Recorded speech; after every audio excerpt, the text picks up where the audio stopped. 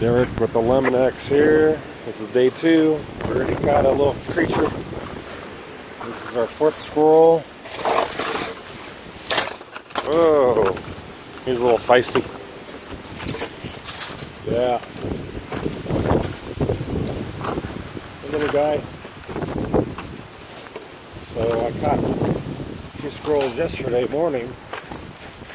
I got a trap up there. It's not even caught yet. I got a trap over here, but I don't think anything got into it. I already caught 4. Oh, and it really rained yesterday. So I kind of drained that a bit. Put these things back. There we go. Put another trap.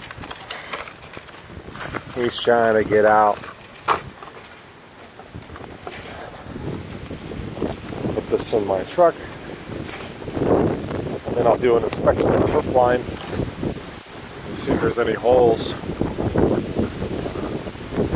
You know, if we're not getting any more activity, I could put a one-way and then I could take the traps down and just monitor and wait for the client to tell me if they hear any more.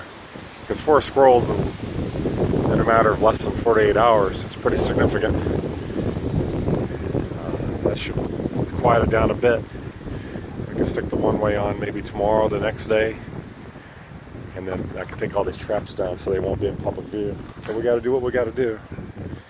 And removing the squirrels and putting them in a safe environment away from the residential zone where they have their own contained environment, water, ecological preserve, that's the best place to put them.